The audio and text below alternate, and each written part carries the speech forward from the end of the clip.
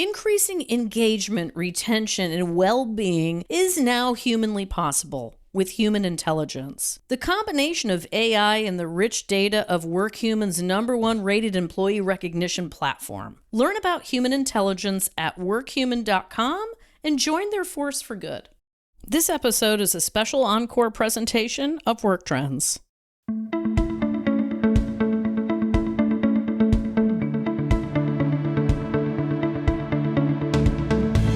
Welcome to the Work Trends podcast, brought to you by Talent Culture. I'm your host, Megan M. Bureau. Every week, I interview smart people reimagining the world of work. Be sure to stay current with all of our interesting podcasts by visiting our page at Talent Culture Work Trends on Apple Podcast or Spotify. And of course, you can listen at talentculture.com on the podcast page. Hello, everyone, and welcome to the Talent Culture Work Trends podcast, sponsored by Workhuman. I'm your host, Megan M. Bureau. Today, we are exploring how to elevate human resource leaders as strategic partners in the C-suite. We are going to discuss how to bring incredible value to executive level conversations and how to educate your team to rise to the challenge. Thank you so much for joining us today. We're going to have a fabulous conversation. Super excited you're here. But before we begin, please ask yourself these two questions. Number one, does HR have a seat in the C-suite in your organization? And number two, for HR to have a voice among senior leadership, what do they need to consistently bring to the table? Joining us today is KeyAnna Schmiedl from Workhuman. KeyAnna Schmiedl is Workhuman's Chief Human Experiences Officer, responsible for guiding all of the organization's human experience strategy, including talent, total rewards, learning and development, culture and employee experience, organizational design, yes, there's more, corporate social responsibility, and DEI initiatives. KeyAnna has been recognized by the Diversity Journal, Forbes 40 Under 40, as well as Business Insider for her work as an inspirational organizational leader and creator of open, equitable, and inclusive workplace culture.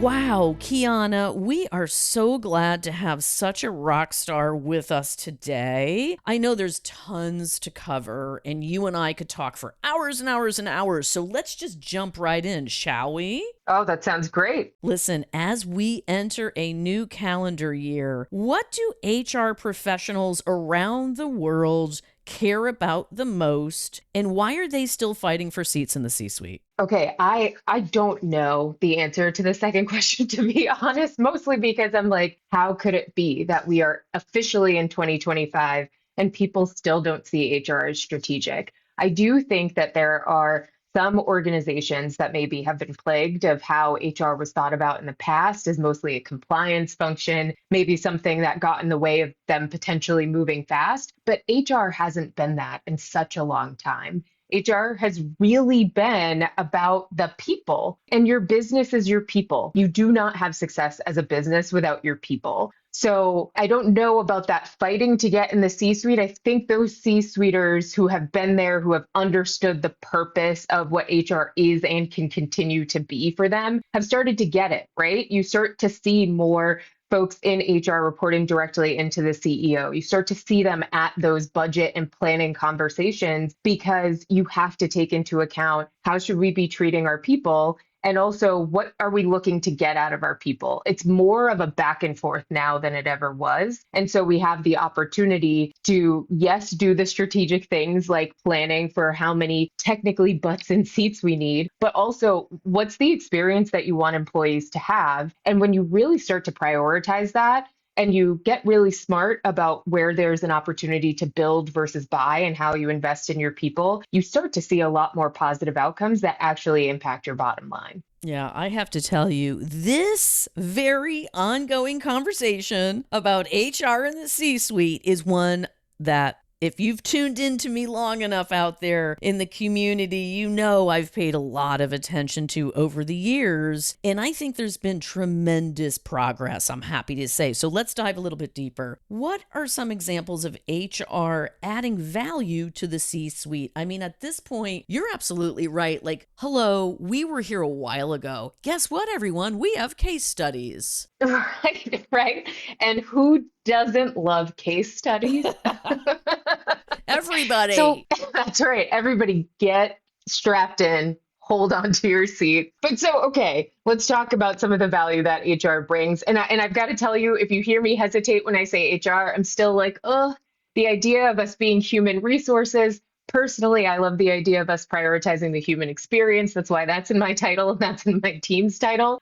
So you may hear me use HX as another term. You know, why don't we get to innovate like all of the other roles? Am I right? Wait, hold on. Breaking news. We have a fancy pants here with us today. That's all I will say. Let's leave it there, right? You and I will just go, okay, zip it. Next. Right? We have examples. That's right. So let's get into these examples. So let's talk about guiding business strategy with data-driven insights that are specifically related to your people, right? When we talk about the cost to organizations of disengagement, we recently did a study with Gallup that came out in September 2024 that showed that only 33% of US employees and 23% of employees globally identify themselves as engaged employees. And so what that means is there's a whole chunk of your employee base that feels like I'm not really engaged here. I may be looking around. And that directly relates to, am I actually putting in that effort that you're really hoping to get out of me in order to see those impacts to your customers to the bottom line? Probably not. And so using technologies to be able to say, look, this is what engagement looks like for our people. Here's what we can do to tactically address some of this. Let's also hear back from them and create those listening mechanisms that allow employee voice to help inform what are we doing in order to give back to our employees. Things like your recognition program, of course, which we love here at Workhuman, but also the opportunity to look across teams and say, these are the people who are critical, really glue to holding the team together, to being those connectors within and outside of the department, and making sure that you have plans around the folks that have the biggest impact to getting the work done, yes, but also keeping the people together and keeping them engaged is critical. And then there's also things like driving that ROI through the employee experience programs. We're done with the days of, oh, HR does the nice to have stuff, right? And we want to make sure that there's some amount of return on investment. So if we're talking about that low engagement, HR leaders can be part of the solution by developing those programs, like I said, strategic recognition programs to drive those improved business outcomes. And that directly ties into that hottest of topics through the end of last year, and I'm sure continuing to this year, around leading and upskilling, reskilling efforts. So the skills gap is not a new problem. We've been talking about this. You've talked about this yourself. And so it's this idea of what is the new challenge around the skills that people need? And AI is that big topic, right? It's about being smart. How can we use AI to say there are always those tasks that people don't want to do in these high turnover roles that it's hard to really keep people engaged in? Can we have AI doing more of that transactional work so that we can have our people actually doing that higher level thoughtful work? That's what keeps people engaged in the first place. And so marrying all of these ideas, the technology, right? The strategic recognition programs, the looking across your teams at who are those key drivers and influencers in the group, and then looking at who needs upskilling or reskilling and applying those tactically is really where you can see HR leaders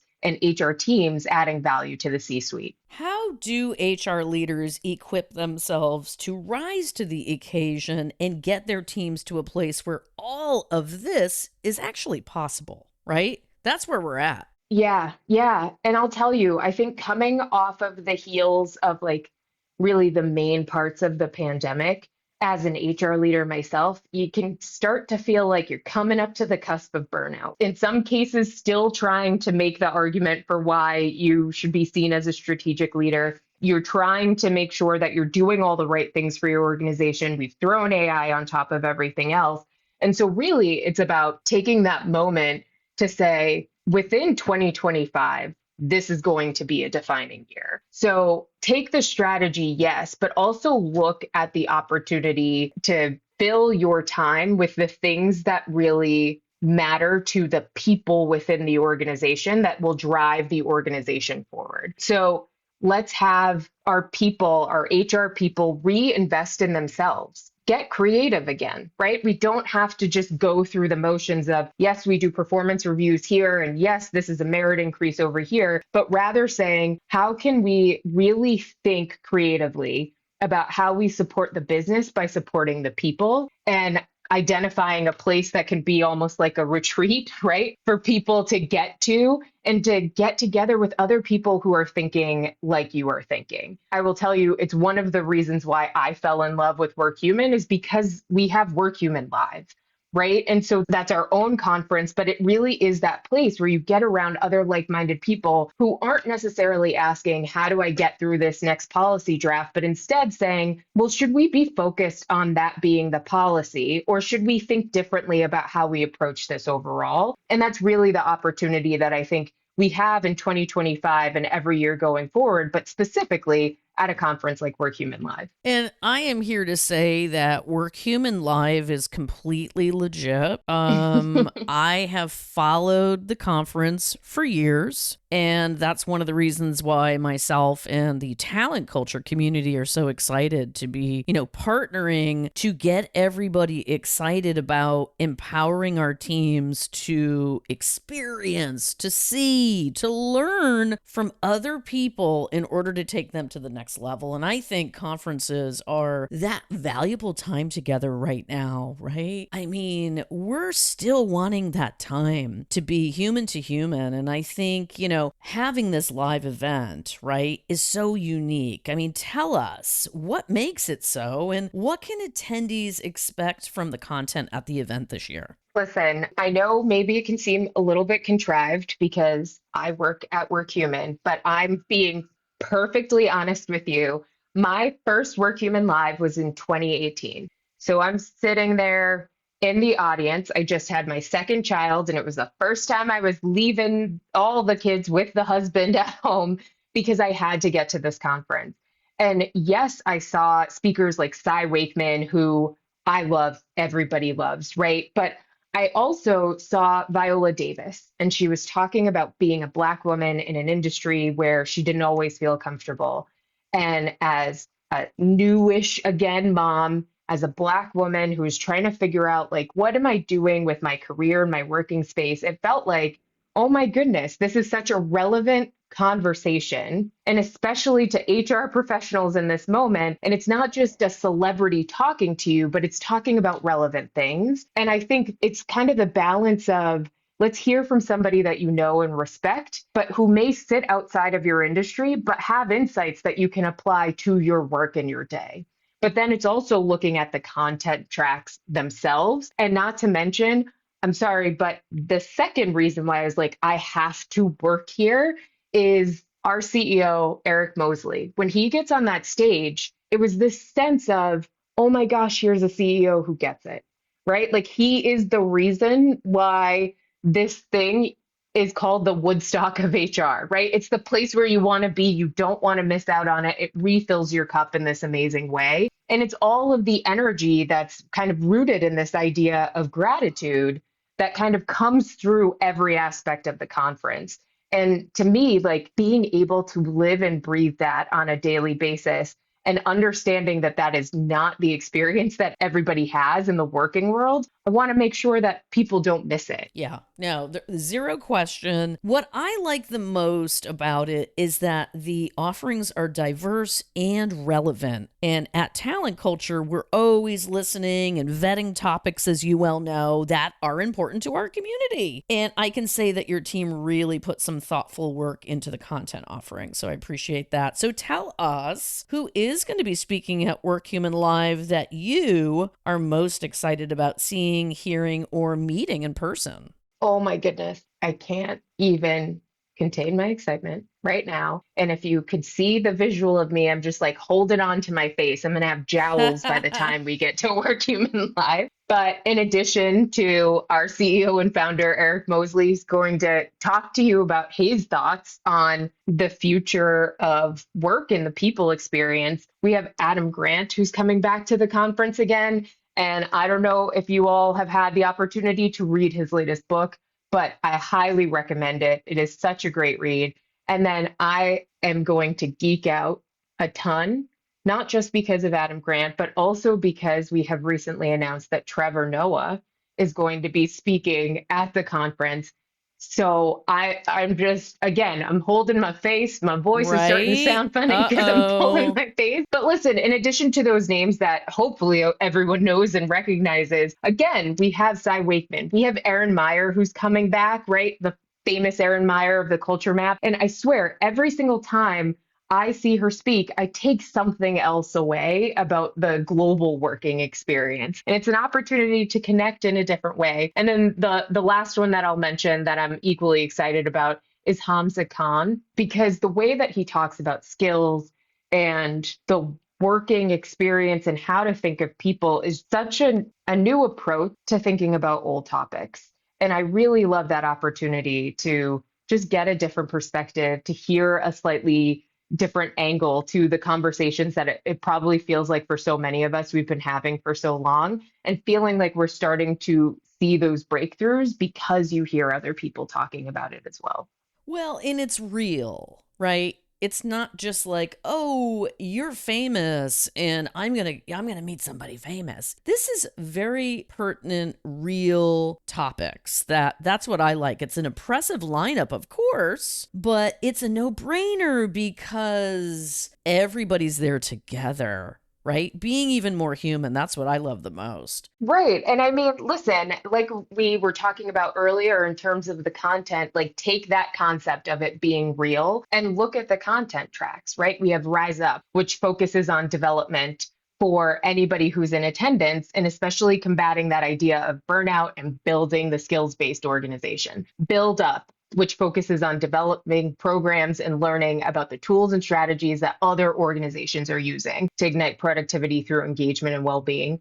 Lift Up, which focuses on fostering and connecting a diverse and at times dispersed workplace community, right? Hybrid work, anyone? And addressing the challenges and disconnects that come with the state of working today. And then lastly, Step Up, which is designed for executives to help meet developing demands of the CHXO role as an expert on technology, strategy, and humanity. And the last piece that I'll add, if I haven't said enough, is talk about real. I'm going to be there. I'm going to be one of the co-hosts this year. And so you can see me pulling on my face on the stage, and you can ask me questions as we're walking around or if I'm up on the stage, because the idea is I want to show that we practice what we preach. And sometimes we learn a lesson along the way that says maybe we should be preaching a little bit different. But being transparent, authentic, and having a bit of humility is how I like to show up at these conferences. And it's the way that you build those true, authentic connections. Okay, so now we have to know, for anyone who wants more information about the event, what do we need to know? When, where? Tell us all the deets. Okay, so let's start with the when and where,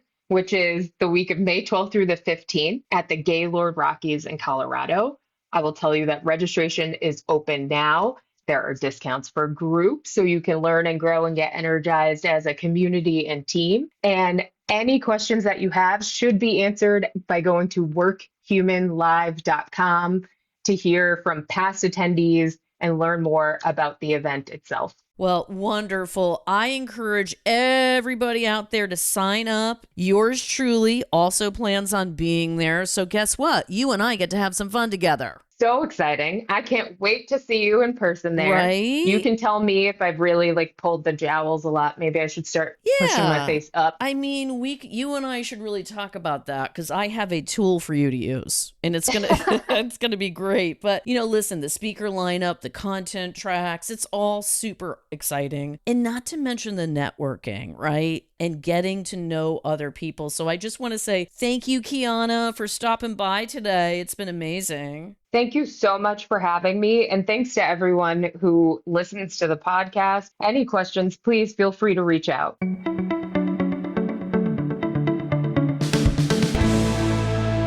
What a wonderful conversation today. It's been a joy discussing how we can collectively elevate HR teams to the C-suite and the upcoming Workhuman live event. Here are a few of my key takeaways. Number one, savvy HR leaders are aware that there is still some pressure to prove that they belong in the C-suite conversation and decision making. That said, it's important to be forward-thinking and financially savvy. Number two, leaders and teams who consume ongoing educational opportunities rise above the rest. The energy, the peer-to-peer sharing, and the ability to futurecast doesn't happen behind our desks. Number three, Workhuman Live sounds like it's going to be incredibly impressive. If you can attend, you really should. KeyAnna, thank you so much for being here today. We genuinely appreciate your time and insights. And last but not least, the talent culture community. I so appreciate you, and I'm glad you're here listening. Be sure to use the hashtag WorkTrends